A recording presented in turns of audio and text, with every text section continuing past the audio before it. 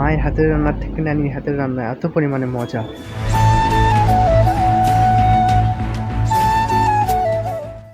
Hello guys, আসসালামু আলাইকুম। Myself আউনক and welcome to my other blog video. Guys, তোমরা সবাই কেমন আছো? আশা করি সবাই ভালো আছো। গাইজ, আজকে আমি যাচ্ছি নানির বাড়িতে, তাও আবার দাওয়াত খেতে। তো চলো যাওয়া যাক। গাইজ, বাসা থেকে বের হয়ে গেছি, গ্যারেজে চলে আসছে। এখন গ্যারেজ থেকে রাস্তায় যাবো, রাস্তা থেকে গাড়িতে চড়বো, গাড়িতে চড়ে ডাইরেক্ট রওনা দিয়ে দিব।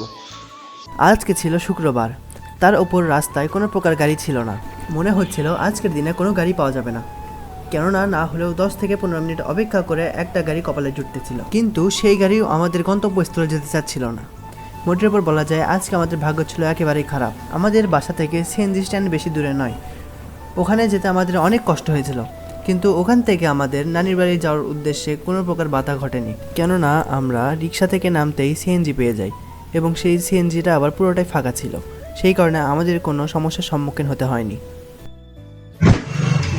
গাইজ, এইমাত্র আসলাম, আসে দেখে ফ্যান নষ্ট। কি ঘুরতেছে না ঘুরতেছে। গাইজ, খাইতে বসছিলাম, খাওয়ার পরে হঠাৎ করে মনে পড়লো তোমাদের জন্য ভিডিও করা হয়েছিল না। খাওয়া দাওয়া প্রায় শেষ, এই সময় তোমাদের জন্য ভিডিও করতেছি। আর গাইজ, বিশ্বাস করবা না, যে সেই স্বাদ লাগছে। এটাও গরু গোস্ত পুরো বাড়ি ছিল, শেষ করে ফেলে দিচ্ছে। এটা পুরো বাড়ি ছিল, আরও একটা আছে। গাইস, নতুন একটা খাবার আবিষ্কার হলো। আমি এই মাছ দিয়ে খাচ্ছিলাম, মাছ দিয়ে দই খাচ্ছিলাম, মনে হচ্ছে মাছ দিয়ে গোস্ত খাচ্ছি, এরকম লাগতেছে। গাইস, ফাইনালি খেয়ে উঠলাম। তোমরা বিশ্বাস করবো না, মায়ের হাতের রান্নার থেকে নানির হাতের রান্না এত পরিমাণে মজা। হাত চেটে পুটে খেয়েছে, এখনো হাতেও স্বাদ লাগে আছে। আমার মধ্যে হাত ধুইনি আমি, এত পরিমাণে স্বাদ লাগছে আমার। অনেকদিন পরে এরকম খাবার খেলাম। গাইস, খাওয়া দাওয়া করে মামার এখানে এসে বসেছিলাম। দেখো একটু পরে বাউল উঠছে, খুব পরিমাণ বাতাস হচ্ছে, আম পড়তেছে। গাইস দেখো, আশেপাশে সব অন্ধকার হয়ে গেছে, কি বাতাস, ঝড়ের পূর্ব লক্ষণ।